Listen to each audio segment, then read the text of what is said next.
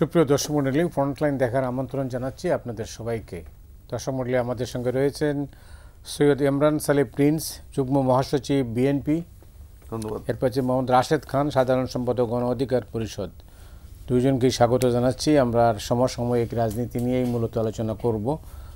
তবে যেটা শুরুতেই ইমরান সালে প্রিন্স, আপনাকে আমি জিজ্ঞাসা জানতে চাচ্ছি যে নির্বাচন ঘিরে কিন্তু নানামুখী তৎপরতা চলছে। কেউ বলছেন নির্বাচন হবে যথাসময়ে, কেউ বলছেন হবে না। এই নিয়ে একটা বিতর্ক, হালকা বিতর্ক আছে, আবার সংশয় আছে। আবার বড় রাজনৈতিক দল বিএনপি এবং জামাতে ইসলামের শীর্ষ নেতারা সবাই বলছেন নির্বাচন ঠিক মতোই হবে। রাশেদও আছেন, রাশেদও কথা বলবেন। আপনি কীভাবে দেখছেন? ধন্যবাদ শ্রদ্ধেয় মতি ভাই, আমাকে আজকে এখানে আমন্ত্রণ জানানোর জন্য, এবং একই সাথে রাশেদ ভাই, তাকেও শুভেচ্ছা জানাচ্ছি, দর্শক শ্রোতাদেরকেও শুভেচ্ছা জানাচ্ছি। আপনি ঠিকই বলেছেন, নির্বাচন নিয়ে নানান রকম কথাবার্তা বাইরে আছে। কেউ কেউ বলছেন যে একটা টানাপোড়েন সৃষ্টি হয়েছে, কেউ কেউ বলছেন নির্ধারিত সময়ে হবে না। কিন্তু আমরা দৃঢ়তার সাথে বলতে চাই নির্বাচন সঠিক সময়ে অনুষ্ঠিত হবে, অর্থাৎ আগামী ফেব্রুয়ারির প্রথমার্ধে, রমজানের আগেই নির্বাচন অনুষ্ঠিত হবে। এটা আমাদের দৃঢ় বিশ্বাস। এই কারণেই আমরা বিশ্বাস করি জনগণের জন্যই আমাদের রাষ্ট্র, জনগণের জন্যই আমাদের রাজনীতি। তো জনগণ নির্বাচন চায়। একদম গ্রামের কৃষক থেকে শুরু করে বড় শিল্পপতি পর্যন্ত সকলেই নির্বাচনের জন্য মুখিয়ে আছে। কারণ নির্বাচন ছাড়া গণতন্ত্র আসবে না, গণতন্ত্র ছাড়া দেশে স্থিতিশীলতা এবং আসবে না। এবং এই যে সমস্যাগুলো ফ্যাসিবাদ আওয়ামী লীগ যে জনগণের কাঁধের উপর চাপিয়ে দিয়ে গেছে, এই সমস্যা নিরসনের জন্য নির্বাচিত শাসন দরকার। তো সেই কারণেই নির্বাচনটা খুবই জরুরি। এবং যেটা প্রধান উপদেষ্টা মহোদয়, তিনি নিজেই ঘোষণা করেছেন আগামী ফেব্রুয়ারির প্রথমার্ধে নির্বাচন, সেখানেই আমরা আস্থা রাখছি এবং সেই নির্বাচনকে অর্থবহ সফল করার জন্য আমরা কাজ করে যাচ্ছি। তাহলে কেন এই সংশয়টা কেন? ব্যাপারটা হচ্ছে কিছু আলোচনা তো আছেই। আপনি ধরেন ফ্যাসিবাদের অবসানের পর গণতন্ত্রের পথে যে আমরা নতুন করে যাত্রা শুরু করেছি, এই যাত্রা পথে আমাদের রাজনৈতিক দল যারা আমরা আছি, আমাদের মধ্যে নানা প্রস্তাব, বিতর্ক ইত্যাদি ছিল বা আছে।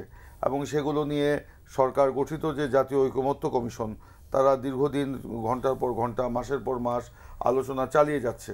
চালিয়ে গেলেও এখানে সব বিষয়ে তো আর একমত হওয়া যায় নাই, যাবেও না। সব বিষয়ে একমত হলে তো আর এই আলোচনার কোনো প্রয়োজন ছিল না। এবং সব বিষয়ে সব রাজনৈতিক দল কখনোই একমত হতে পারবে না। তো আমাদের বিশ্বাস ছিল যে যেটা প্রধান উপদেষ্টা নিজেও বলেছেন, ডক্টর মোহাম্মদ ইউনূস সাহেব, যে যেই সব বিষয়ে রাজনৈতিক ঐকমত্য হবে সেইগুলো নিয়ে, আর বাকিগুলো যেগুলো হবে না সেগুলো নিয়ে আমরা নির্বাচনে যাব। নির্বাচনে জনগণের ম্যান্ডেট নিয়ে সেগুলো আমরা বাস্তবায়ন করব। কিন্তু এখন আমরা দেখছি যে এই মানে কি বলে, ঐকমত্য কমিশনের মানে অস্তিত্ব থাকা অবস্থায় কিছু কিছু রাজনৈতিক দল, জামাতে ইসলাম সহ কিছু কিছু রাজনৈতিক দল, তারা আপনার এই নির্বাচনকে কেন্দ্র করে তারা পিআর পদ্ধতিতে নির্বাচন চায় সহ আরও কয়েকটি দাবি নিয়ে রাজপথকে তারা উত্তপ্ত করার চেষ্টা করছে। এমনকি তারা বলছে যে পিআর ছাড়া নির্বাচন হতে দেওয়া হবে না। হবে না বলছে না, মানে নির্বাচন হবে না বলছে না, হতে দেওয়া হবে না বলছে। তো যে কারণে জনগণের মধ্যে একটা কিন্তু দোদুল্য মনতা বা সংশয়ের সৃষ্টি হয়েছে। মানুষ কিন্তু এখন এই রাজপথে এই যে উত্তপ্ত হওয়া কিংবা আবার মানে একটা আন্দোলনের নামে আবার একটা মানে জটিলতার সৃষ্টি হওয়া, এগুলো মানুষ কিন্তু এখন আর চায় না। মানুষ এখন পুরনো বন্দোবস্তে আর ফিরে যেতে চায় না। রাজনীতি যে নতুন বন্দোবস্তের কথা আমরা বলছি ফ্যাসিবাদের অবসানের পর, আলাপ আলোচনার মাধ্যমেই সেটা মীমাংসা করতে চায়। কিন্তু দেখুন, জামাতে ইসলাম এই যে ধরেন ঐকমত্য কমিশনের যে বৈঠক হলো, একটি বৈঠকে একদিনের জন্য কিন্তু এই নিম্নকক্ষে পিআরের পদ্ধতিতে নির্বাচনের দাবিতে একটি কথাও তারা কিন্তু বলেনি। সেখানে না বলে সেই মানে ঐকমত্য কমিশন মিটিং মানে চূড়ান্ত হওয়া, মানে প্রস্তাবগুলো চূড়ান্ত হওয়া না হওয়ার পরেও, মানে সেটা এখনও এটা চলমান আছে বৈঠকটা, সেটা হওয়ার পর তারা বিষয়টিকে রাজপথে নিয়ে আসছে এবং এরকম উত্তেজনাকর বক্তব্য দিচ্ছে। তো এই কারণেই মানুষের মধ্যে তো একটা দ্বন্দ্ব ছিল। তবে আমরা মানুষকে আশ্বস্ত করছি নির্বাচন ইনশাল্লাহ হবে। অনেক ধন্যবাদ প্রিন্স। রাশেদ খান, গণ অধিকার পরিষদ এই বিষয়টিকে কিভাবে দেখে? ধন্যবাদ ভাইকে, শুভেচ্ছা, আপনার প্রতি শ্রদ্ধা। দেখেন, নির্বাচন নিয়ে তো সংশয় আছে, এটা সত্য, সন্দেহ আছে। এর মূল কারণটা হলো যে আমাদের ভিতরে অনৈক্য। সর্বশেষ যে বৈঠক হয়, যেখানে প্রধান উপদেষ্টা নিজে ছিলেন, আমি নিজেও সেখানে ছিলাম, প্রধান উপদেষ্টা নির্বাচন নিয়ে একটা লাইন বলেছেন। লাইনটা এরকম যে আপনারা যদি ঐক্যমতে না আসতে পারেন, সেক্ষেত্রে মন খারাপ নিয়ে আমাদের নির্বাচনে যেতে হবে, কিন্তু আমরা চাই আপনারা ঐক্যমতে আসেন, আচ্ছা, অন্যথায় ফেসিবাদ কিন্তু আবার ফিরে আসবে। আর আমরা চাই যে আপনারা ঐক্যমতে আসলে আমরা নির্বাচনটা মহা উৎসবে করতে চাই। অর্থাৎ তিনি এই নির্বাচনটা এমনভাবে নির্বাচন করতে চান যে নির্বাচনে সবাই অংশ নেবে এবং একটি ঈদ ঈদ ভাব থাকবে। গ্রামগঞ্জের মানুষ দেখবেন, আমি ছোটোবেলায় দেখেছি যে ভোট দিতে যাচ্ছে মনে হচ্ছে ঈদের দিন, মানে ঈদের যে আমেজটা মানুষের মধ্যে কিন্তু এই আমেজটা থাকে। এখন এত বছর পর একটি নির্বাচন হতে যাচ্ছে, 14 সালে, 18 সালে, 24 সালে, তো ওইটাকে নির্বাচন বলা যায় না, ওটা এক ধরনের ডাকাতি। তো এইবার একটা নির্বাচন হতে যাচ্ছে, এই নির্বাচনটা যাতে ইতিহাসের সবথেকে সেরা নির্বাচন হয়, কারণ এই মুহূর্তে তো সরকার প্রধান ইতিহাসের সেরা ব্যক্তি বাংলাদেশের ইতিহাসে, যেটা আমরা মনে করি। সুতরাং নির্বাচনটাও সেরা হোক, সেটি আমরা চাই। তবে কয়েকটি সন্দেহের জায়গা রয়েছে। দেখেন, এখন সর্বশেষ যে বিষয়টি নিয়ে আলোচনা হচ্ছে জাতীয় জুলাই সনদ। এই জায়গায় বিএনপি, আমরা, জামাত ইসলাম, ইসলামী আন্দোলন, গণতন্ত্র মঞ্চের দলগুলো বা যারাই রয়েছি, এই ফেসিবাদ বিরোধী ঐক্য বা শক্তি তারা আমরা কিন্তু একমতে নাই, আমরা বিভাজিত। সরকারের পক্ষ থেকে চূড়ান্ত যে অভিমত আমাদের সামনে হাজির করা হয়েছে, সেখানে বলা হয়েছে যে জুলাই জাতীয় সনদ এটা হতে পারে বিশেষ সাংবিধানিক অর্ডার, এবং এরপরে আপনার একই দিনে জাতীয় নির্বাচন এবং গণভোট। তবে বিএনপির পক্ষ থেকে আরও কিছু দলের পক্ষ থেকে বলা হয়েছে যে 106 অনুযায়ী সুপ্রিম কোর্টের মতামত নেওয়া। এক্ষেত্রে জামাত সহ ইসলামী আন্দোলন আরও কয়েকটি দল রাজি হচ্ছে না। এ কারণে আমরা 9টি দল, গণতন্ত্র মঞ্চের 6টি দল, এনসিপি এবং এবি পার্টি এবং আমরা আমাদের দল গণ অধিকার পরিষদ, আমরা বসেছিলাম কয়েকদিন আগে। সেখানে আমরা মোটামুটি একটা জায়গায় একমত হয়েছি যে একই দিনে জাতীয় নির্বাচন এবং গণভোট, মানে 9টি দল। এবং বিএনপির যিনি প্রতিনিধিত্ব করেন ঐক্যমত কমিশনে, সালাউদ্দিন ভাই, তিনিও কিন্তু এই বিষয়ে তার বক্তব্য যেটি অ্যানালাইসিস করলাম একমত হয়েছেন। তবে তারা আবার বলছেন যে আমাদের উচিত সুপ্রিম কোর্টের মতামত নেওয়া, যাতে করে ভবিষ্যতে কেউ সুপ্রিম কোর্টে গিয়ে এটা থামিয়ে না দিতে পারে বা এটার আইনগত ভিত্তি নষ্ট করতে না পারে। তো এক্ষেত্রে আবার জামাত বলছে যে আমরা আসলে এখন ওই হাসিনার মতন আর কোর্টকে আমরা রাজনীতিতে আনতে চাই না বা বিচারকদেরকে রাজনীতির মধ্যে ঢোকাতে চাই না। তো এই মত পার্থক্য, এখন এই মত পার্থক্য থাকলে তো নির্বাচন নিয়ে সংশয় সন্দেহ থাকবেই। একদিকে পিয়ারের দাবি আছে, প্রিন্স ভাই যথার্থই বলেছেন, আমারও একমত যে আপনার যদি নিম্নকক্ষে পেয়ার লাগে আর যদি ঐক্যমত কমিশন এটা আলোচনা না করে, দেন আপনি কমিশনে বলতেন যে এই আলোচনা না করলে আমি মিটিংয়ে থাকবো না, তখন তো বলেন নাই। এখন শেষ সময় এসে তারা এটাকে খুব জোরালো করছে। আমার যতটুকু মনে পড়ে যে মনে হয় আজ থেকে 3 মাস আগে এই দাবিটা জোরালো হয়েছে মোটামুটি। কিন্তু শুরু থেকে যখন কমিশন গঠিত হলো বা যখন হাসিনা সরকারের পতন হয়ে সরকার গঠিত হলো, সরকারের সাথে আমাদের আলোচনা হচ্ছে, তখন যদি দলগুলো নিম্নকক্ষে পেয়ারের দাবি করত, তখন হয়তো আমার মনে হয় এই ধরনের জটিলতা বা এই ধরনের একটা পরিবেশ তৈরি হতো না। এখন আমার যে অভিমত, দেখেন, উচ্চকক্ষে পেয়ার নানান কারণে বাস্তবসম্মত। আমাদের দল 21 সালে আমরা যখন গঠন করি, তখন আমরা বলেছি যে উচ্চকক্ষের যে আসন বন্টন সেটা হতে হবে সংখ্যানুপাতিক ভিত্তিতে, যদি উচ্চকক্ষ হয়, আর যদি না হয় আলাদা কথা। তবে নিম্নকক্ষে যদি মানে পেয়ারটা হয়, নানান ধরনের জটিলতা আছে বাংলাদেশের বাস্তবতায়। যেমন এইখানে সরকার স্টেবল হবে না, যে কোনো সময় সরকার পড়ে যাবে। তো বাংলাদেশের বাস্তবতায় এটা কি সঠিক? আবার আওয়ামী ফেসিবাদ কিন্তু ফিরে আসতে পারে, পুনর্বাসন হতে পারে। যেমন আমাদের দলের পক্ষ থেকে আমরা বলেছি যে, মানে আমাদের কাছে তথ্য ছিল যে আওয়ামী লীগের সাংগঠনিক কার্যক্রম যেহেতু নিষিদ্ধ করা হয়েছে, সেক্ষেত্রে জাতীয় পার্টির মাধ্যমে ভারতের একটি হস্তক্ষেপ ছিল যে তাদেরকে ফেরাবে।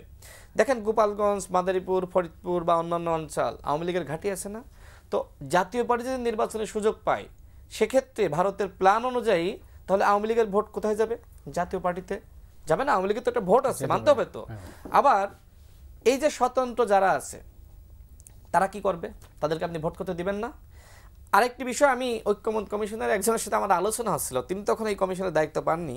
তিনি আমাকে বলছিলেন, দেখেন রাশেদ, যদি নিম্নকক্ষে পেয়ার হয় সবথেকে বড় সমস্যা এদেশে ধর্মীয় বিভাজন লেগে যাবে। যদি কখনো হিন্দুরা মনে করে আমরা একটি আলাদা দল গঠন করব, তখন আপনি কি করবেন? আর ভারতের তো একটি প্ল্যান রয়েছে। দেখেন আওয়ামী লীগ সবসময় কি বলতো যে হিন্দুরা আমার ভোট ব্যাংক, হিন্দুরাও সবসময় মনে করে যে আওয়ামী লীগ আমার আস্থার জায়গা, আস্থার দল, মানে এই ধরনের নেগেটিভ ছিল। এখন কি অবস্থা আই ডোন্ট নো, বাট ছিল। এখন যদি হিন্দুরা একটি দল গঠন করে, দেন আওয়ামী লীগের ভোটগুলো যদি হিন্দুদের দেওয়া হয়, আবার জাতীয় পার্টির খেলা তো রয়েছে, সব মিলে কিন্তু জামাত ইসলাম যা মনে করছে যে তারা বেশি আসন পাবে, ওই বাস্তবতা থাকবে না। বরং নিম্নকক্ষে পেয়ারা হলে আওয়ামী লীগের একটা পুনর্বাসনের জায়গা হবে। এরকম অসংখ্য সমস্যা রয়েছে। এই জন্য আমরা মনে করি নিম্নকক্ষে না, জামাত, ইসলামী আন্দোলন, বিএনপি সহ আমাদের সবার উচিত ছাড় দেওয়া, ছাড় দিয়ে একটা ঐক্যমতের জায়গায় আসা। অন্যথায় আমি বারবার বলছি, আপনার টকশোতে আমি অসংখ্যবার বলেছি, ঐক্যমতে না আসলে বাংলাদেশে মাস্ট আওয়ামী লীগ ফিরবে এবং ১-১১ নেমে আসবে, কেউ ঠেকাইতে পারবে না। অনেক ধন্যবাদ আপনাকে। শুনলেন তো রাশেদ যেভাবে জি। বিশ্লেষণ করলেন, এটাতে আপনার যোগ করা আছে না আমি অন্য প্রসঙ্গে যাব? না, আপনি আসতে পারেন, আমি পরে যোগ করে যদি যোগ করতে চান। তা আপনাদের দীর্ঘদিনের মানে সঙ্গী জামাতের সঙ্গে আপনাদের বিভেদের মূল কারণ কি? আচ্ছা, আমাদের রাশেদের জি, যে আপনি যোগ জবাব করে দিতে আসি, পারেন। আমি রাশেদের সর্বশেষ যে বক্তব্যটা, এটার সাথে আমি একমত। গণ অভ্যুত্থানের যে শক্তি, এই শক্তির মধ্যে যদি আমাদের ঐক্য না থাকে, তাহলে এই দেশে ফ্যাসিবাদের আবার পুনরায় ফিরে আসার, ফ্যাসিবাদী দলের পুনরায় ফিরে আসা এবং আধিপত্যবাদীদের এখানে আবার আগ্রাসনের একটা সুযোগ থাকবে। সেই কারণে আমাদের মধ্যে যতই বিতর্ক হোক না কেন, যতই আমাদের মতবিরোধ থাকুক না কেন, রাজনৈতিক বিষয় নিয়ে মতবিরোধ থাকবেই, বিতর্ক থাকবেই, কিন্তু আমাদের মধ্যে জাতীয় ঐক্য যেটা গণ অভ্যুত্থানের মাধ্যমে যেটা পরিলক্ষিত হয়েছিল এবং রক্তে ভেজা এই যে ঐক্য, এই ঐক্যকে বজায় রাখতে হবে, এটার সাথে আমি একমত। দ্বিতীয়ত, আপনি যে প্রশ্নটি করেছেন যে জামাতের সাথে, হ্যাঁ, জামাত দীর্ঘদিন আমাদের সাথে রাজনৈতিক মিত্র ছিল।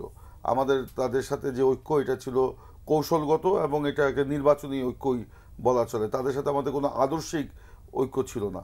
আপনার 18 সালে নির্বাচনে আপনারা জানেন যে জামাত ইসলাম যখন তাদের কোনো মার্কা ছিল না, সেই নির্বাচনে তারা কিভাবে অংশগ্রহণ করবে, এরকম যখন একটা বিপর্যয়কর পরিস্থিতি তাদের মধ্যে, তাদেরকে আমরা কিন্তু আমাদের দলের মার্কা দিয়েও নির্বাচনের সুযোগ করিয়ে দিয়েছিলাম। যদিও আমাদের দলের মধ্যে এটা নিয়ে অনেক মানে প্রশ্ন এবং আপত্তি ছিল, বা এখনও অনেক প্রশ্ন আছে, তো তারপরেও কিন্তু সেই মার্কাটা দেওয়া হয়েছিল। কিন্তু এতই যখন আমাদের মধ্যে মিত্রতা ছিল, কিন্তু 18 নির্বাচনের পরে হঠাৎ করে কেন সেই ঐক্যের ছন্দপতন হলো, সেটা আমাদের বিশ্লেষণ যদি আমরা করি তাহলে দীর্ঘ সময় লেগে যাবে। আমরা দেখতে পেয়েছি যে জামাত 18 আগে যেই ধরনের একটা অ্যাক্টিভিটিস ছিল, 18 পরে কিন্তু ঠিক সেভাবে অ্যাক্টিভিটিস তাদের ছিল না। যেমন ওই নির্বাচনের দিনই যখন আপনার সব কিছু আপনার প্রতিবন্ধকতার শিকার হলো, জামাত আমাদেরকে না জানিয়েই তারা কিন্তু দুপুরের আগেই সব প্রত্যাহার করে নিয়েছে, মানে তাদের প্রার্থীতা প্রত্যাহার করে নিয়েছে। কিন্তু কথা ছিল যা হবে আমরা একসাথে বসে সিদ্ধান্ত নেব। তারা তো ধানের শীষের প্রতীক, তারা তো মানে এক সেন্সে ওইটা তো জামাতের প্রার্থী না। তো সে কারণেই তো তাদের এই জিনিসটা মানে তারা সেখান থেকে যে লঙ্ঘন করেছে, ঐক্যের ফাটল কিন্তু প্রকাশ্যে আসে তখন থেকেই, এবং তখন থেকেই একটা দ্বিধা দ্বন্দ্ব, একটা অবিশ্বাস কাজ করছিল। এবং বিশেষ করে পরবর্তীতে যখন আমাদের দলের ভারপ্রাপ্ত চেয়ারম্যান জনাব তারেক রহমান এবং মহাসচিব মির্জা ফখরুল ইসলাম আলমগীর, সেই আমার মনে আছে যে 30 ডিসেম্বর নির্বাচন হয়েছিল, জানুয়ারি মাসের 8-10 তারিখ থেকেই যখন ওনারা তৃণমূলের আবার মতামত নেওয়া শুরু করেছিলেন, সেখানে 80% তৃণমূলের নেতাকর্মীরা তখন জামাতের সাথে আমাদের যে ঐক্যের ব্যাপারটা, সেটা কিন্তু তারা প্রশ্ন তুলেছিল, এবং এইটা কিন্তু একটা পর্যায়ে যাচ্ছিল। কিন্তু পরবর্তী সময় আমরা আরও দেখেছি যে আমাদের যখন সিদ্ধান্ত হলো যে আমরা পৃথকভাবে আমরা কাজ করব, 20 দলীয় জোটের বাইরে আমরা এসে যার যার মতো করে কাজ করব, আমাদের মধ্যে যুগপৎ আন্দোলন হবে। সেই যুগপৎ আন্দোলনেও কিন্তু প্রথম দিকে আমরা জামাতকে পাইনি। শেষের দিকে জামাত যাও এসেছিল, 2-1টা প্রোগ্রাম আমাদের সাথে তারা করেছে 10ই ডিসেম্বরের পরে।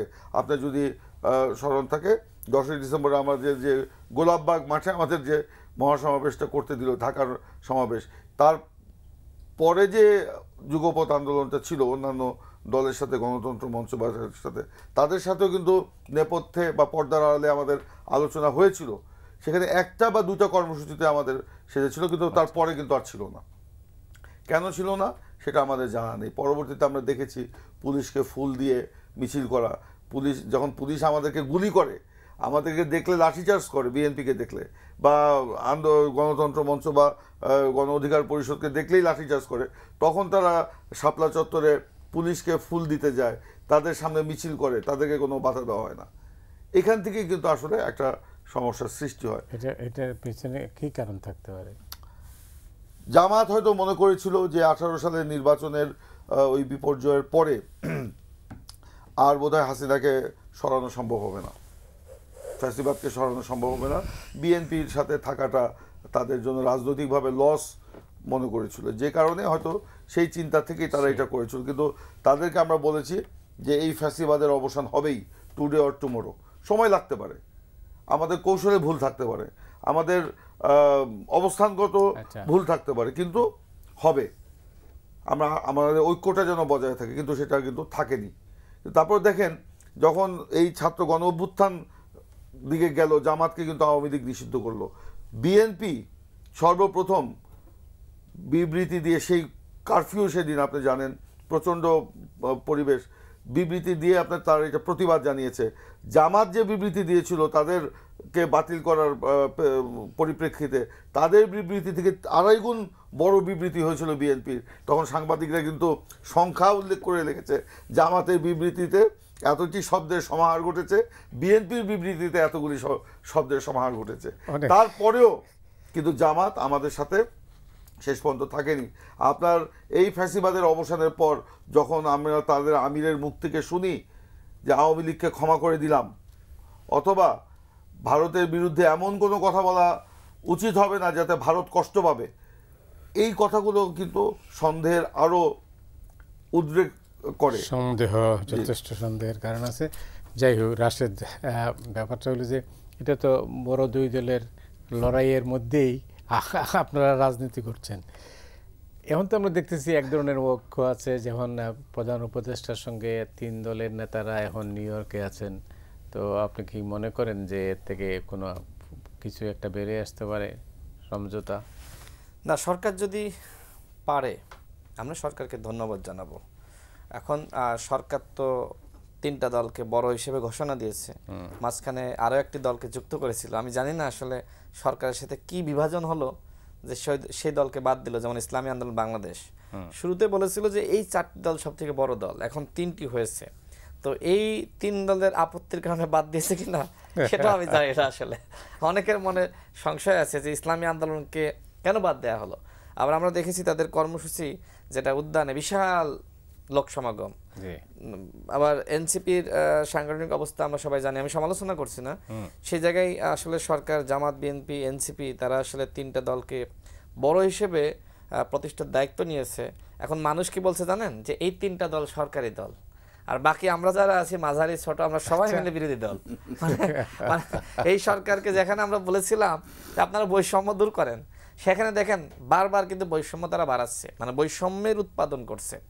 আমি প্রধান উপদেষ্টার সাথে রাজনৈতিক দলগুলোর যে বৈঠক হয়, সেখানে আমি স্যারকে বলেছিলাম, স্যার সরাসরি তাকে, যে আপনারা যে এইভাবে 3টা দলকে বড় হিসেবে দেখান এবং আলাদা আলাদা মিটিং করেন, আর আমাদেরকে 2 জন করে ডেকে আমাদের একসাথে গোল টেবিলে বসিয়ে চা খাওয়ান, স্যার এটা তো আসলে স্যার খারাপ দেখায়। হ্যাঁ, আপনি হয় সবার সাথে আলাদা বসবেন অথবা সবাইকে নিয়ে সংলাপ করবেন, এর মাধ্যমে এই 3টাকে এ ক্যাটাগরির দল আর আমাদেরকে বি ক্যাটাগরির দল এটা মানুষ মনে করবে না। এটা স্যার বৈষম্য সৃষ্টি করছে, এটা আমাদের কাছে আসলে স্যার অপমানজনক লাগে। ঠিক একইভাবে হঠাৎ করে আলোচনা না, কিচ্ছু না, হ্যাঁ আপনি গোল টেবিল বৈঠক ডাকতেন, সবাইকে নিয়ে সিদ্ধান্ত নিতেন যে আমরা অমুক প্রতিনিধি নিয়ে আমরা যেতে চাই অমুক অমুক দল, বা সেখান থেকে একটা প্রতিনিধি নিতে পারতেন। কিন্তু কি করলেন দেখেন, আমরা গণঅভ্যুত্থানে সারা দেশে কিভাবে ভূমিকা রেখেছি আপনি তো জানেন, ভাই তো জানে। আমাদের সভাপতিকে আক্রমণ করা হয়েছে, সেটা বিচারটা এখনো পর্যন্ত হচ্ছে না, কাউকে ধরা হয়নি, তদন্ত কমিশন গঠিত হয়েছে, কি করছে আমরা এখনো পর্যন্ত জানি না, আমাদের বক্তব্য নেওয়া হয়নি। তো সেই জায়গায় আমরা যারা গণঅভ্যুত্থানের প্রেক্ষাপট তৈরি করলাম, 2018 সালের কোটা সংস্কার আন্দোলন বাংলাদেশে না হলে এদেশে গণঅভ্যুত্থান হয়, সেখানে সরকার একের পর এক আমাদেরকে কোণঠাসা করছে, আমাদের সাথে বৈষম্য করছে। আচ্ছা, আমাদের আলাপ বাদ দিলাম, আরও অনেক দল আছে, যেমন বাংলাদেশ খেলাপথ মজলিস বা খেলাপথ মজলিস, তারা অনেক বড় দল, তাদেরও একজন প্রতিনিধি নেওয়া হলো না। এরকম আপনি গণতন্ত্র মঞ্চের 7টা দল 6টা দল একজনকে নিতে পারতেন, অন্য জোট থেকে একজনকে নিতে পারতেন। তো এইভাবে নিয়ে তো আপনি 7 জনের একটা প্রতিনিধি বা 8 জনের বা 10 জন নিতে পারতেন। আপনি 3টা দলের 6 জন নিলেন। আবার কি হলো, আবার বিএনপির 2 জন নেওয়া হলো। এই জন্য জামাত এবং এনসিপি মন খারাপ করলো যে আমরাও তো বড় দল, আপনি কেন বিএনপির 2 জন নেবেন। এরপরে তারা এক ধরনের মানে জেদ ধরলো যে আমরা যাব না। এখন প্রধান উপদেষ্টা কী করলো, যে আরেকজনকে অ্যাড করলো জামাতের সাথে আর এনসিপির সাথে আরেকজন। তো আমরা তো আসলে তাদের মতন এই জেদ ধরতে পারতেছি না, কারণ আমরা দায়িত্বশীল। আমরা এই কারণে আমরা যদি জেদ ধরতাম যে তাদেরকে নিয়েছেন আমাদেরকে নিতে হবে, অন্যথা আমরা যেতে দিব না, আমরা যমুনা ঘেরাও করবো, দেখতেন যে আমাদের নিত। কিন্তু আমরা তো সরকারের উপর চাপ দিতে পারতেছি না, যেটা বিএনপি পারতেছে, জামাত পারতেছে, এনসিপি পারতেছে। তো তারপরেও যেহেতু 3টা দল একসাথে গিয়েছে, প্রধান উপদেষ্টা যদি বিদেশে খেতে খেতে রেস্টুরেন্টে বসে বসে যদি তাদেরকে একটা জায়গায় আনতে পারে, আমাদের কোনো আপত্তি নাই। প্রধান উপদেষ্টার দায়িত্ব নিক। অন্যথায় 3টা দলকে আপনি বড় দেখাচ্ছেন আমাদের সাথে বৈষম্য সৃষ্টি করে, তো এর মাধ্যমে লাভটা কি হচ্ছে? আমার ধারণা কি কিছু একটা হবে? আমার ধারণা কিছু একটা হইলেও হইতে পারে, কারণ বিএনপি যে আমাদের মধ্যে তো বন্ধুত্ব ছিল, নির্বাচনী জোট হোক আর যে জোট হোক, হ্যাঁ আদর্শিক মতপার্থক্য ছিল, কিন্তু বন্ধুত্ব ছিল, একসাথে সরকার গঠন করেছে, একসাথে দেশ চালিয়েছে। এখন এইভাবে বিভাজন সৃষ্টি না করে নির্বাচন যে যার মতো করতে পারে, আমাদের কোনো আপত্তি নেই, একসাথে করলে আপত্তি নেই। কিন্তু বিষয়টা হলো যে তাদের এই বিভাজনটা আমাদেরকে হতাশ করছে, বিশেষ করে পুরো জাতিকে। এবং এনসিপির যে গণপরিষদের কথা আসছে, বাংলাদেশের বাস্তবতা এই মুহূর্তে গণপরিষদ সম্ভবপর নয়। গণপরিষদ হতো বাস্তবসম্মত যদি শপথ নেওয়ার পর বলা হতো সংবিধানকে স্থগিত করে যে আমরা নতুন সংবিধান তৈরি করতে চাই, তখন বাস্তবসম্মত ছিল। আমার থেকে আপনি আরো ভালো অ্যানালাইসিস করতে পারবেন, ভাইও পারবে। কিন্তু এখন আসলে এই সময় বাস্তবসম্মত না। যদি আর একটা যুদ্ধ হয়, আর একটা অভ্যুত্থান হয়, এবং তখন যদি এইবার যে ভুলগুলো হয়েছে এই ভুলগুলো না হয়, তখন হতে পারে গণপরিষদ নির্বাচন। তাছাড়া আপনার এইবার নির্বাচনটা আমরা কি অভ্যুত্থানের মধ্যেই থাকবো না? আমার তো মনে হচ্ছে যে এই দেশের মানুষ আসলে যে প্রত্যাশা করে, দলগুলো সেই প্রত্যাশা পূরণ করতে পারে না, যে কারণে 90 হয়েছে সেনা সমর্থিত ফখরুদ্দিন মঈনুদ্দিন, ওইটাকে অভ্যুত্থান বলা যায়। সেইবার হলো, এইবার হলো, মানে 69 হয়েছে, 71 হয়েছে। দেখেন এই দেশটার কোনো পরিবর্তন কেন হয় না? জনগণের দোষ? জনগণ কি এই আপনার এই ক্ষমতার ভাগাভাগি শেয়ার করে? সুযোগ তো হয় না। দলগুলোর কারণে কিন্তু এই সংকট, এই সমস্যা। তো যাই হোক, প্রধান উপদেষ্টা তাদেরকে নিয়ে গেছে, যদি তাদের মাথায় হাত বুলিয়ে ঠিক করতে পারে আমরা মেনে নিব। আমরা ওইখানেও বলেছি যে যেহেতু আপনাদের ঘোষিত 3টা বড় দল, ঠিক আছে, তাদেরকে নিয়ে বসেন। হ্যাঁ, বিএনপি জামাতকে নিয়ে এই যে আলাদা আলাদা বৈঠক করতেছেন, একসাথে বসেন না, প্রধান উপদেষ্টা দায়িত্ব নিক। আমি দেখলাম যে সরকারের প্রেস সচিব তিনি বলছেন যে পিআর হবে কি হবে না, কিভাবে নির্বাচন হবে এই সিদ্ধান্ত নেবে রাজনৈতিক দলগুলো। What is this? এটা তো একটা ননসেন্স বক্তব্য, তাই না? দলগুলো কি সিদ্ধান্ত নিতে পেরেছে? সর্বশেষ ঐক্যমত কমিশন আমাদেরকে কি বলেছে জানেন? আপনারা একটু বসেন নিজেদের ভিতরে। সেই জায়গা থেকে আমরা 9টি দল বসেছি এবং সিদ্ধান্ত নিয়েছি যে বিএনপির সাথে আলাদা বসবো, জামাতের সাথে বসবো, অন্য দলগুলোর সাথে আলাদা আলাদা বসবো। 3 জনকে দায়িত্ব দেওয়া হয়েছে, তার ভিতরে একজন আমি আছি সবার সাথে বসার জন্য। আমরা আন্তরিক, আমরা চাচ্ছি বিএনপি জামাত এনসিপি তারা তাদের দাবি যে দাবি বা চাওয়া সেই জায়গা থেকে ন্যূনতম ছাড় দিক।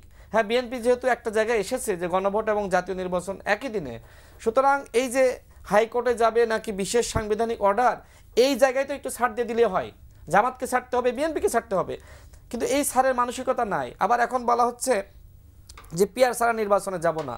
আচ্ছা, আমার কথা হলো যে আলোচনা তো চলতেছে, আপনারা এখন সরকারের কাছে লিখিত প্রস্তাব দেন যদি সময় থাকে। যদিও নির্বাচনের সময় ঘনিয়ে আসতেছে, এখন আসলে এই আলোচনা কতটুকু গুরুত্বপূর্ণ হবে আমি জানি না।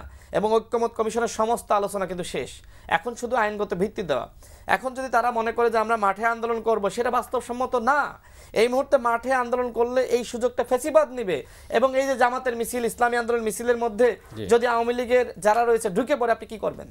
ঢুকে যদি একটি সাপোর্টাইজ করে, তখন আপনি কি করবেন? মনে করেন যে এই মিছিলের ভিতর বোমা মেরে দিল, কথার কথা করতে পারে না, তখন দোষ দেওয়া হবে যে বিএনপির উপরে বা আমাদের উপরে বা এনসিপির উপরেও, কথার কথা বলছি, বা সরকারের উপরে বা প্রশাসনের উপরে।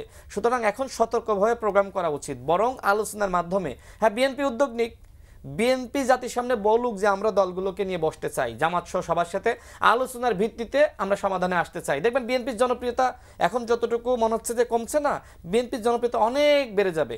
জামাত যদি উদ্যোগ নেয় জামাতের জনপ্রিয়তা বাড়বে, কিন্তু কোনো দল উদ্যোগ নিচ্ছে না। উদ্যোগ কিন্তু আমরা 9টি দল নিয়েছি, যে কারণে মানুষ এটাকে পজিটিভভাবে নিয়েছে। আমি পিয়ারের ব্যাপারে 30 সেকেন্ড বলে শেষ করি, যেটা বাকি ছিল। আরেকটা বাকি ছিল, সেটি হলো দেখেন পাহাড়িরা রয়েছে, যাদেরকে ক্ষুদ্র নিগোষ্ঠী বলেন, বাঙালি বলেন বা আদিবাসী বলেন, যে নামেই ডাকেন না কেন, আচ্ছা তারা যদি একটি আলাদা দল গঠন করে, পাহাড়কে নিয়ে নানান চক্রান্ত আছে না, তখন আপনি কি করবেন? আর একটা বক্তব্য আমার বাকি ছিল, সেটি হলো বাংলাদেশে অনেকগুলো ইসলামিক দল আছে। যখন মনে করেন, আমি এটা সত্য হবে বলছি না, জাস্ট আমার এক্সাম্পল বা অনুমান, হিন্দুরা একটা আলাদা দল গ্রহণ করলো আর ইসলামিক দলগুলো বলল যে এই দেশে মুসলিম যারা রয়েছে আমরা তাদের প্রতিনিধিত্ব করি, ঠিক হিন্দুরা তারা যেভাবে বলবে, তখন কি হবে? এ দেশটা তো ধর্মীয় বিভিন্ন ভাগে বিভক্ত হয়ে যাবে, ধর্মীয় দাঙ্গা লাগবে, বিভাজন লাগবে। এই কারণে আমরা মনে করি আপনার ইসলামী আন্দোলন বলেন, জামাত বলেন বা যারা নিম্নকক্ষে পেয়ার চাই, সংখ্যাটা কিন্তু খুব কম, তাদের উচিত অন্তত স্যাক্রিফাইস করা, ছাড় দেওয়া।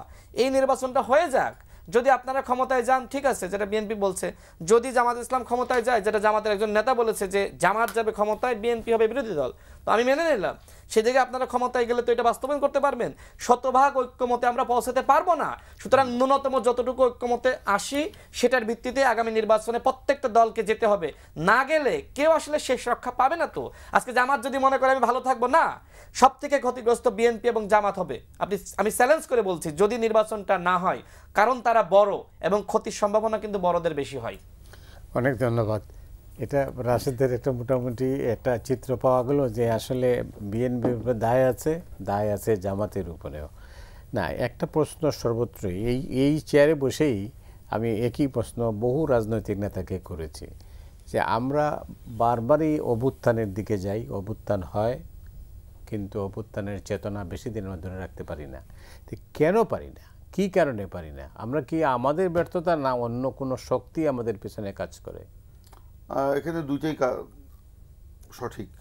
আমাদের নিজেদেরও ব্যর্থতা আছে, আমাদের ব্যর্থতার সুযোগে তো অন্য শক্তি এখানে আপনার নাক গলানোর সুযোগ পায়, তাদের স্বার্থ উদ্ধারের জন্য অনেক রকম কাজ করে। আপনি একজন অভিজ্ঞ সম্পাদক, একটা প্রতিষ্ঠিত পত্রিকার সম্পাদক, এবং এর বাইরেও আপনার বিভিন্ন অঙ্গনে আপনার বিচরণ আছে, আপনার তো এটা নিশ্চয়ই জানার কথা।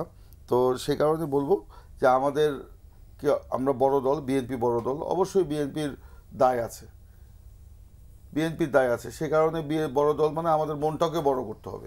এই যে আমরা 31 দফা দিয়েছিলাম, আমরা সংস্কার কমিশনে এটাও প্রস্তাব উপস্থাপন করেছিলাম, তারপর যখন জাতীয় ঐকমত্য কমিশন হলো সেখানে আমরা আলোচনা করছি, তো সেখানে আমাদের সেই 31 দফার বাইরেও তো আমরা অনেক বিষয়ে একমত হয়েছি। আমাদের আগের সিদ্ধান্ত আমরা তো পরিবর্তন করেছি, করতে করতে করতে করতে কিন্তু এই পর্যন্ত এসেছি আমরা। এখন বিএনপি একাই ছাড় দিবে, আর কেউ দিবে না, এটা কেমন হবে? রাশেদ যেটা বলছেন যে আপনারা শুরু করেন, আমরা তো শুরু করেছি, আপনি কোনটাতে আমরা ছিলাম না। আমি কি বলছি ভাই, যে সবাইকে নিয়ে আপনারা আহ্বান করে বসেন, না, সেই বাস্তব পরিস্থিতি এখন বিদ্যমান নাই। এইটা বিএনপির বা জামাতের পক্ষে কেউ কোনো একটা দল ডাকলে সবাই যে দৌড়ে সেখানে চলে যাবে, সরি টু সে, মানে এই ল্যাঙ্গুয়েজে বললাম, এটা ঠিক না, সবাই যে চলে যাবে সেটাও কিন্তু ঠিক না। এটা করতে হবে জাতীয় ঐকমত্য কমিশনের মাধ্যমে, অথবা আপনারা যে উদ্যোগ নিয়েছেন আমরা স্বাগত জানাই, আপনারাও কথা বলতে পারেন, কোনো সমস্যা নেই। তবে বিএনপিরও কাউকে ডাকতে কোনো সমস্যা নাই, যদি সবাই আসে। ডাকলাম, আসতো না, সেখানে তো আরেকটা বিষয় দাঁড়াবে। আপনি বলেছেন যে ডাকলেই জনপ্রিয়তা বাড়বে, এই সুযোগটা আপনারা নেন। আমরা চাই আপনারা জনপ্রিয় হন, আপনারা রাজনীতির মূল মানে জায়গায় চলে আসুন, কোনো সমস্যা নেই, আমরা আপনাদেরকে স্বাগত জানাবো। বিএনপি শতফুলকে ফুটতে দেওয়ার নীতিতে বিশ্বাস করে।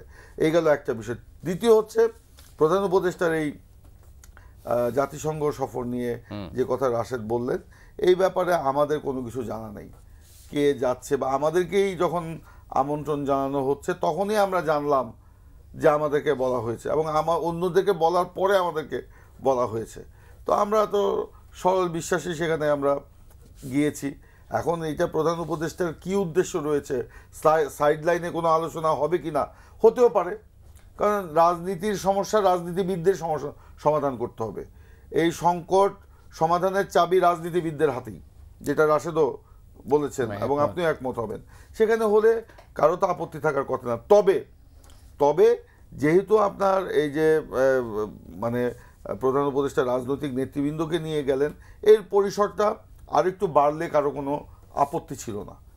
আমাদের তো আপত্তি থাকার কোনো কথাই নয়, কারণ আমরা, আমাদের নেতা তারেক রহমান বলেছেন যে আমরা সকলে মিলেমিশে দেশটাকে গড়তে চাই এবং রাজনীতিকে সঠিক পথে আনতে চাই। সেই জন্য সবাই মিলে যদি আমরা ওখানে বসেও কথা বলতে পারতাম, সেই সুযোগ থাকতো, অসুবিধা কী ছিল? কোনো সমস্যা ছিল না। ওটা হলে আরও ভালো হতো। রাশেদ, এবার অন্য একটা প্রসঙ্গে যাই, যেটা হচ্ছে যে নতুন ঐক্য এনসিপির সঙ্গে আপনাদের গণ অধিকার পরিষদের একটা ঐক্যের কথা শোনা যাচ্ছে, নানা বক্তব্য সামনে এসেছে। তো বাস্তব অবস্থাটা কি? আসলে আপনারা কি দুই দল এক হয়ে যাচ্ছেন না অন্যভাবে? ধন্যবাদ। দেখেন, এনসিপি এবং গণ অধিকার পরিষদের যে উত্থান, সেটা শেখর কিন্তু একই জায়গায়। 2018 সালের কোটা সংস্কার আন্দোলন, 19 সালের ডাকসু নির্বাচন, নরেন্দ্র মোদীর আগমন বিরোধী আন্দোলন, এখন যে নাহিদ ইসলামকে দেখছেন, আখতার হোসেনকে দেখছেন, আমরা 19 সালে যে ডাকসু নির্বাচনের প্যানেল দিই, নুরুল হক নূর তিনি ভিপি পদে, আমি জিএস পদে, সেই প্যানেল থেকে তারা নির্বাচন করেছেন। আখতার হোসেন 2023 সাল পর্যন্ত ছাত্র অধিকার পরিষদের রাজনীতি করেছেন। তাদের সাথে আরও যারা আছে, তাদের অনেকে আমাদের সাথে দীর্ঘ সময় রাজনীতি করেছেন। অর্থাৎ তাদের সাথে আমাদের বোঝাপড়া বা সম্পর্ক এটা রাজপথের, এবং আমাদের উত্থান কিন্তু ওই রাজপথ থেকে। একসাথে নির্বাচন করার ইতিহাস আছে ছাত্র সংসদ, এরকম অসংখ্য স্মৃতি রয়েছে। তাদের বিপদে আমরা, আমাদের বিপদে তারা, তাদের সুখে আমরা, আমাদের সুখে তারা, হাসি দুঃখের অসংখ্য স্মৃতি রয়েছে। যে কারণে এনসিপির নেতাকর্মীরা এবং গণ অধিকার পরিষদের নেতাকর্মীরা মনে করে যে আমরা যদি এক হতে পারি, যেহেতু আমাদের লক্ষ্য, উদ্দেশ্য, আদর্শ এগুলো প্রায় একই রকম। আর একটা ঘটনা বলি, দেখেন আমাদের যে কর্মসূচি, সেখানে আমাদের এই উচ্চকক্ষ, নিম্নকক্ষ, এখন ঐক্যমত কমিশন যেগুলো আলোচনা করছে, এগুলো আমরা 21 সালেই কিন্তু আমরা জাতির সামনে হাজির করেছি। যদিও এটা আসলে এতটা আলোচনায় আসেনি, কারণ দেশে যে অভ্যুত্থান হবে, সংস্কার এত গুরুত্বপূর্ণ হবে, এটা তো কেউ জানে নাই। কিন্তু সাংবিধানিক সংস্কার বলেন, ক্ষমতার ভারসাম্য বলেন, বা উচ্চকক্ষে সংখ্যানুপাতিক নির্বাচন, এটা আমরা 21 সালে মোটামুটি জাতির সামনে 21 দফা কর্মসূচিতে উল্লেখ করেছি। তো যাই হোক, এনসিপি যখন এই বিষয়গুলো বলে, ঠিক আমাদের সাথে তাদের প্রায় হুবহু মিল আছে। যেমন দলীয় প্রধান রাষ্ট্রপ্রধান হতে পারবেন, এগুলো আমাদের ওই 21 সালে বলা। অর্থাৎ তাদের যে সংস্কারের প্রস্তাবনা, আমাদের সংস্কারের প্রস্তাবনা অনেকটা একই রকম, হয়তো কিছু পার্থক্য আছে, যে কারণে তাদের অনেকের চাওয়া, আমাদের অনেকের চাওয়া যে আমরা একসাথে একীভূত হয়ে যাই। এজন্য একদম উচ্চ পর্যায়ের বৈঠক হয়েছে, যেখানে নাহিদ ইসলাম, আখতার হোসেন সহ তাদের শীর্ষ নেতৃত্ব এবং আমাদের সভাপতি নুরুল হক নূর সহ, তিনি অসুস্থ, তারপরেও বসা হয়েছে, আমি নিজে ছিলাম, আমাদের শীর্ষ নেতৃত্ব, আমরা একসাথে একটা আলোচনার জায়গায় এসেছি যে আমরা মনে হয় এক হলে ভালো হয়। সেখানে বিভিন্ন ধরনের আলোচনা হয়েছে, কারা নেতৃত্বের জায়গায় থাকবে, ফরমেশনটা কি হবে, নাম কি হবে, আমরা কি এই দুটা দল থেকে একটা বেছে নিব নাকি নতুন নামে আত্মপ্রকাশ করব, এগুলো সব আলোচনা স্টেজে রয়েছে। তবে সবার মনোভাব ইতিবাচক। যদি আমরা এই আন্তরিকতা দেখাতে পারি এবং আমরা সাম্যের ভিত্তিতে অগ্রসর হতে চাই, সেক্ষেত্রে একীভূত হওয়া সম্ভব, অন্যথায় আসলে সম্ভবপর নয়। তবে গণ অধিকার পরিষদ এখনো পর্যন্ত আন্তরিক, যেহেতু রাজনীতিতে আমরা তাদের থেকে সিনিয়র এবং তারা একসময় আমাদের সাথে রাজনীতি করেছে, সুতরাং আমরা একটু বেশি দায়িত্বশীল আচরণ ভূমিকা আমরা করতে চাই এবং তাদেরকেও আমরা বোঝাচ্ছি, আমাদেরকেও নেতাকর্মী যারা রয়েছে তাদেরকে বোঝাচ্ছি। সব মিলে এখনো পর্যন্ত গণ অধিকার পরিষদ এবং এনসিপি একীভূত হওয়ার যে আলোচনা, এটা পজিটিভ জায়গায় রয়েছে। আমি ভাইয়ের একটা কথার উত্তর দিতে চাই, যেহেতু এই প্রশ্নের উত্তর শেষ। তিনি যেটি বললেন যে তাহলে আপনারা ডাকেন, আপনারা ডাকলে তো আপনারা জনপ্রিয় হবেন, বা যে উদ্যোগ নিয়েছেন তিনি সাধুবাদ জানিয়েছেন। এখন বিএনপির প্রতি আমার এই আহ্বান কেন? বাংলাদেশে এই মুহূর্তে না, আমার মনে হয় যে হাসিনার সময়েও সবথেকে জনপ্রিয় দল ছিল বিএনপি, এটা তো বাস্তব। এবং হাসিনার পতনের পরে বাংলাদেশে যদি মধ্যপন্থী দল বিবেচনা করেন, 1 নম্বরে তো বিএনপি, ক্যাটাগরি তো আছে 1, 2, 3, 2 নম্বরে মনে করেন জামাত বা অন্য দল। এখন যে যত বড় হয় তাকে তত দায়িত্বশীল হতে হয়, তাকে তত ছাড়তে হয়, তাকে তত উদার হতে হয়। সেজন্যই বিএনপির প্রতি আহ্বান, যদি আপনারা ডাকেন, মানুষ এই মুহূর্তে কি চায়, আমরা যদি কামড়াকামড়ি করি না, মানুষ কিন্তু চাই ঐক্য। আমি সামাজিক যোগাযোগ মাধ্যমে একটা পোস্ট দেখলাম একটু আগে, একজন নারী, সেই নারীর আপনি চিনবেন, প্রধান উপদেষ্টার যে ঘোষণাপত্রের অনুষ্ঠান, সেখানে যে একজন নারী বক্তব্য দিয়েছিলেন, ওই নারী, ফেসবুকে নামটা মনে পড়ছে না এই মুহূর্তে, তিনি ফেসবুকে একটা পোস্ট করেছেন যে সারাদিন নিজেদের ভিতরে বিভেদ, তারপরেও যে এই যে পাশাপাশি বসে বিএনপি, জামাত, এনসিপি একসাথে গিয়েছে, কত মত পার্থক্য, তারপরেও একসাথে গিয়েছে, এইটাকে তিনি পজিটিভভাবে দেখছেন। দেখেন, মানুষের ভিতরে ঐক্যের যে প্রত্যাশা, মানুষ কিন্তু একতা চায় যে আওয়ামী ফ্যাসিবাদের বিরুদ্ধে আমরা যারা অভ্যুত্থান ঘটিয়েছি, যারা অংশ নিয়েছি, তারা যাতে এক থাকে। মানুষ কিন্তু বোঝে যে আমরা বিভক্ত হলে কিন্তু আওয়ামী লীগ ফিরবে, আমাদের বিভাজনের এই সুযোগটা কাজে লাগিয়ে ফ্যাসিবাদ আবার ব্যাক করবে। এই জন্য মানুষ চাই বিএনপি জামাত আমাদের ভিতরে মতপার্থক্য থাকলে আমরা যাতে এক থাকি। এই জন্য বিএনপির প্রতি আমার আহ্বান যে আপনি তো বড়, আপনাকে উদার হতে হবে, আপনাকে সব থেকে দায়িত্বশীল হতে হবে। আমি চ্যালেঞ্জ করে বলছি, বিএনপি যদি আন্তরিকতার সহিত ডাকে, জামাত যেতে বাধ্য হবে। আর জামাত যদি বিএনপির আহ্বানে সাড়া না দেয়, জামাত ক্ষতিগ্রস্ত হবে, জামাতকে মানুষ প্রত্যাখ্যান করবে। ঠিক একইভাবে জামাত যদি উদ্যোগ নেয়, সেই উদ্যোগে যদি অন্যান্য দল না যায়, মনে করেন বিএনপিকে ডাকলো একটা অনুষ্ঠানে, আমন্ত্রণ করলো, বিএনপি না গেলে সেটাতে বিএনপি ক্ষতিগ্রস্ত হবে। আপনি ঐক্যের জন্য যেমন আমরা উদ্যোগ নিয়েছি, এখন আমরা যদি বিএনপির সাথে বসতে চাই, বিএনপি বলে না বসবো না, তোমরা ছোট, তোমাদেরকে ইগনোর করবো, বিএনপিকে মানুষ ভালোভাবে নেবে না খারাপভাবে নিবে। ঠিক একইভাবে জামাতের সাথে বসতে চাইলে জামাত বসবে না। দেখেন আমাদের মধ্যে যারা আছে তারা কিন্তু অনেকে প্রগতিশীল চিন্তার, তারপরেও বা আপনার জামাতের প্রশ্নে অনেকের আপত্তি ছিল, সেই আপত্তির জায়গাটা দূরে রেখে দেশ এবং জনগণের স্বার্থে আজকে জামাতের সাথে তারা বসতে চাচ্ছে, আলোচনা দ্বার উন্মোচন করেছে। তো সেই জায়গায় আমি এই জন্য বলেছি, আশা করি ভাই মানে বুঝতে পেরেছে যে বিএনপি সব থেকে বড়, সুতরাং বিএনপিকে সব থেকে উদার হতে হবে, দায়িত্বশীল হতে হবে। এবং এই দায়িত্ব বিএনপি যদি গ্রহণ করে, দেখবেন বিএনপির জনপ্রিয়তা বাড়বে। স্বাভাবিকভাবে মানুষ যেহেতু ঐক্য চায়, আর ঐক্যের আহ্বানটা যদি বিএনপির পক্ষ থেকে আসে, সেটা বিএনপির জন্য সব থেকে গুরুত্বপূর্ণ একটি পয়েন্ট হবে। মানুষ মনে করবে না বিএনপি তার গুরু দায়িত্ব, যেটা এখন দেখেন সরকার আছে ঠিক আছে একদিকে, কিন্তু মানুষ কিন্তু অনেকটা মনে করে যে সরকারকে সহযোগিতা করার জন্য সব থেকে দায়িত্বশীল ভূমিকা বিএনপিকে করতে হবে। আজকে দেখেন প্রধান উপদেষ্টা গিয়েছে না, আমি একটা কথা বলেছি, আজকে সকালে পোস্ট করেছি যে এইখানে আসলে এই তিনটা দলের রাজনৈতিক নেতাদের কি প্রয়োজন আছে। আওয়ামী লীগ সেখানে কিন্তু মিছিল শুরু করেছে, বিক্ষোভ করছে। এখন এই সরকারের তো রাজনৈতিক দল নাই। আপনি নিশ্চয়ই দেখেছেন যে উপদেষ্টা মাহফুজ আলমের সাথে কি ঘটনা ঘটেছে। এই আতঙ্কের জায়গা সরকারের রয়েছে, যে কারণে বিএনপি এবং জামাতের যাদের নিয়েছেন, নেওয়ার একটাই কারণ, সেটা হলো প্রোটেকশন, উপদেষ্টাদের প্রোটেকশন, যে সেখানে যাতে এই আওয়ামী লীগকে ট্যাকেল দেওয়ার জন্য বিএনপি এবং জামাত সেখানে যাতে তাদের নেতাকর্মীদেরকে জড়ো করে। এবং সেটাই কিন্তু হয়েছে। দেখেন সকাল থেকে বিএনপি, আমি বিশেষ করে বিএনপি ব্যানার দেখলাম, রেজাল্ট কি হবে? জি রেজাল্ট কি তাহলে? না রেজাল্ট যা হোক, বাট প্রোটেকশনের জন্য এই যে আপনার বিএনপি বুঝছে কিনা জানি না, অন্য দল বুঝছে কি জানি না, বাট এটা নেওয়ার একমাত্র উদ্দেশ্য কিন্তু প্রোটেকশন। আমি সকাল থেকে দেখছি যে বিএনপির নেতাকর্মীরা সেখানে স্লোগান দিচ্ছে এবং আওয়ামী লীগের সাথে হাতাহাতি হয়েছে। কিন্তু সেখানে আওয়ামী লীগকে কিন্তু যে ট্যাকেল দেওয়া সেটা বিএনপি দিয়েছে, জামাতও আছে, কিন্তু সেখানে বিএনপির সংখ্যাটা বেশি। অর্থাৎ এইখানে বিএনপির প্রতিনিধি নেওয়ার একটাই কারণ, অন্য কোনো কারণ নাই। কারণ বিএনপি তো সরকারে নাই, কেন যাবে সেখানে? জামাত সরকারে নাই, কেন যাবে সেখানে? এই যাওয়ার কারণে অনেকে মনে করছে তারা হয়তো সরকার আছে, কিন্তু সরকারে তো বাস্তবে নাই। সরকারের একটা ক্লেভার মুভ বলতে পারেন। অবশ্যই। এবং আমি দেখলাম আমার বর্তমানে ইত্তেফাক একটা ডিজিটাল নিউজও করেছে। তো মূলত আমি আমার অ্যানালাইসিসে পাইছি যে এইটাই মূল কারণ, অন্য কোনো কারণ নাই। অন্যথায় প্রধান উপদেষ্টা যদি বিব্রত হতেন, যেভাবে মাহফুজ আলমকে বিব্রত করেছে, এই যে বিব্রত না হতে হওয়া বা আপনার মানে প্রোটেকশন, এই প্রোটেকশন বিবেচনায় তাদেরকে নেওয়া হয়েছে, অন্য কোনো কারণ নাই। বাট সকল দলের প্রতিনিধি সেখানে থাকলে বা জোটের প্রতিনিধি মোটামুটি 10 জনকে নিতে পারলে আমার মনে হয় এটা একটা আন্তর্জাতিক বিশ্বের কাছে খুব গ্রহণযোগ্য হতো যে এই অন্তর্বর্তীকালীন সরকারের সাথে সবাই আছে। আর এই যে প্রশ্নটা আসছে যে তিনটা দল কেন, সেই প্রশ্ন আসতো না। এটা তো স্বীকার করবেন যে এটা একটা শুরু হলো বাংলাদেশের ইতিহাসে। তো এর আগে সব দলের নেতারা এইভাবে দল ভেদে যাননি। আমি কিন্তু সব দলের নেতার কথা বলছি না, যাই হোক, আমি বলছি যে বিএনপি জামাত এনসিপি নিয়েছে, আমার আপত্তি নাই, কিন্তু মনে করেন যে গণতন্ত্র মঞ্চ থেকে একজন, তাহলে কয়জন হলো? একটা অ্যাকোমোডেশন করতে পারতো, আরো 3 জন করতে, তাহলে সেটা কিন্তু আরো বেশি দায়িত্বশীল হতো। বা এই যে প্রশ্ন উঠতেছে প্রোটেকশন দেওয়ার জন্য নিয়ে গেছে, এই প্রশ্ন কিন্তু আমিও তুলতাম না, অন্য কেউ তুলতো না। প্রিন্স রাশেদ তো বলছেন যে এটা আসলে প্রোটেকশন দেওয়ার জন্য। আপনি কি তাই মনে করেন? আমি ব্যক্তিগতভাবে তাই মনে করি না। দেখুন, গত বছর অক্টোবর মাসে প্রধান উপদেষ্টা আপনার জাতিসংঘে ভাষণ দিতে গিয়েছিলেন, তখনও কিন্তু ওই মানে নিউ ইয়র্কে আওয়ামী লীগ তার বিরুদ্ধে কিন্তু কর্মসূচি নিয়েছিল।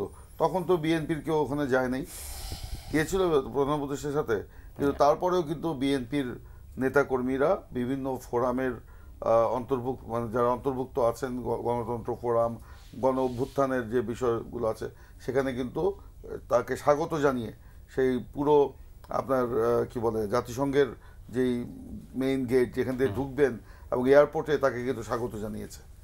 তখন কিন্তু বিএনপির কোনো প্রতিনিধি দল সেখানে যাওয়ার প্রয়োজন হয়নি বা নেও নেই, যায়ও নেই। তো তখনও তো আমরা তাকে সেখানে স্বাগত জানিয়েছি। সেখানে তো আওয়ামী লীগের সাথে আমরাই সবার আগে আমাদের নেতাকর্মীদেরই তো সেখানে সংঘাত হয়েছে, যদিও জিনিসটা দৃষ্টিকটু লেগেছে। বিদেশের মাটিতে এইভাবে কোনো উপদেষ্টা যে আমাদের মানে ইয়েকে বললো, মানে মাহফুজ আলম যেভাবে লন্ডনে আপনার তাকে নিগৃহীত করার চেষ্টা করা হলো, এটা বাংলাদেশের ভাবমূর্তি মোটেও কিন্তু মানে উজ্জ্বল হয়নি, বরঞ্চ বিদেশে বাংলাদেশের ভাবমূর্তি বিনষ্ট হয়েছে। এইসব করে মানে দেশের রাজনীতির বিভাজন বাইরে নিয়ে গিয়ে সেখানে কিন্তু একটা সমস্যার তৈরি হয়। সেই রাজনীতি আমাকে এখন তো মানুষ চায় না, আমরাও চাই না। সেই যে অপসংস্কৃতির যে পুরনো বন্দোবস্ত, সেখান থেকে আমরা নতুন বন্দোবস্তে আসতে চাই। নতুন বন্দোবস্তটা কি? নতুন বন্দোবস্তটা হচ্ছে আমাদের মধ্যে বিভেদ থাকবে, বিভাজন থাকবে, রাজনৈতিক মত পার্থক্য থাকবে, বিতর্ক হবে, কিন্তু সেগুলো আলোচনার টেবিলে আমরা সেখানে সমাধান করব। রাস্তায় দাঁড়িয়ে বিক্ষোভ করা, জনগণকে কষ্ট দেওয়া, এই কালচার থেকে আস্তে আস্তে আমাদেরকে দূরে সরে আসতে হবে এবং সংসদকে সমস্ত রাজনৈতিক বিতর্ক বা কর্মকাণ্ডের কেন্দ্রবিন্দুতে পরিণত করতে হবে এবং জনগণের সাথে কানেক্ট হও। এইটাই রাজনীতি হলো মূল উদ্দেশ্য। এখন আমরা যদি কথায় কথায় আমরা শাহবাগ আপনার দখল করে বসে থাকি, কথায় কথায় নয়াপল্টনে বিক্ষোভ করি, কথায় কথায় আমরা যদি মানে বিজয়নগরে মিছিল করি, তাহলে মানুষের যে ভোগান্তি, এই ভোগান্তির রাজনীতি বা ভোগান্তির যে বিষয়টা, এটা আমরা ফিরিয়ে নিতে চাই না। এটি হচ্ছে নতুন বন্দোবস্ত। আমাদের মধ্যে রাজনৈতিক সংস্কৃতির পরিবর্তন ঘটাতে হবে। রাজনীতির যে পরিবর্তনটা চাই, এই দেশের গণ অভ্যুত্থানের যে চেতনা বা আকাঙ্ক্ষা, যেটা বলছি, রাষ্ট্রের যে পরিবর্তন, এই পরিবর্তনগুলোই পুরনো বন্দোবস্তের পরিবর্তে নতুন বন্দোবস্ত নিয়ে আসবে। আর এখন যদি আমি সেই ওবায়দুল কাদের মার্কার বক্তৃতা করি কিংবা হাসিনা মার্কার যদি বক্তৃতা করি মঞ্চে দাঁড়িয়ে, সেটা কখনো মানুষ ভালোভাবে নেয় না। কিংবা এখন আমরা বিএনপি বা জামাত কিংবা গণ অধিকার পরিষদ একে অপরের বিরুদ্ধে যদি আমরা সেভাবে ওই খিস্তি খেয়র করতে থাকি, মানুষ কিন্তু কোনোভাবেই ভালোভাবে সেটা নিবে না, নেয়ও না। যুক্তি দিয়ে কথা বলতে হবে। যে রাশেদ পিআর নিয়ে যে কথা বলো, অত্যন্ত যুক্তিসঙ্গত। আমরা এই কথাগুলোই বলছি। পিআর জনগণকে, জনগণের জনপ্রতিনিধি নির্বাচনের যে মানে অধিকার, সেটা কেড়ে নিচ্ছে। অধিকারটা কাকে দিচ্ছে? দলকে। এখানে দলীয় কর্তৃত্ববাদ প্রতিষ্ঠা হবে। আমি জামাতের আমির কয়েকদিন আগে জামাতের সেক্রেটারি জেনারেল, উনি আমার জেল পার্টনার ছিলেন, একসাথে আমরা জেল খেটেছি, গোলাম পারওয়ার সাহেব, একসাথে আমরা নামাজ পড়েছি জেলখানায়, ব্যাডমিন্টন খেলেছি, একসাথে রান্না করেছি, একসাথে খেয়েছি। দেখেন কত বিনয়ের সাথে বন্ধুত্ব। বলছি আমি বিনয়ের সাথে আমি বলি ওনাকে যে ওনার যে বক্তব্য আমরা দেখলাম রংপুরে, তিনি বললেন পিআর নাকি তারাই চায় না যারা এই মনোনয়ন বাণিজ্য করতে চায়, কিন্তু মনোনয়ন বাণিজ্য করার সুযোগ অবারিত হবে পিআরের মাধ্যমে। কারণ এখানে তৃণমূলের বা জেলা নেতৃবৃন্দের বা উপজেলা নেতৃবৃন্দের মতামত, দলীয় প্রার্থী নির্বাচনে কোনো মতামতের কোনো প্রয়োজন নাই। আপনি দলীয় প্রধান, আপনার সহকর্মী আমি, আমাকে আপনি নাও জিজ্ঞেস করতে পারেন, আপনি আপনার মন মতো আপনার 300 জনের নাম দিয়ে দিতে পারেন। ওখানে রাশেদের কাছ থেকে আপনি উৎকোচ নিতেও পারেন, সরি এটা নাও দিতে পারেন, কিন্তু এই মনোনয়ন বাণিজ্যে ওইটাই তো সুযোগ। আর এখন যে পদ্ধতিতে আপনার মনোনয়ন আপনার নির্ধারণ হয়, সেখানে এটা খুব কঠিন। এটা যারা বলে, যারা নমিনেশন পায় না, তারা মুখরোচক কথা বলে এই কিছু কিছু কথা এসছে আমাদের রাজনীতিতে। আসলে এই যে কথাগুলো গোলাম পারওয়ার সাহেব বললেন, এইটা না।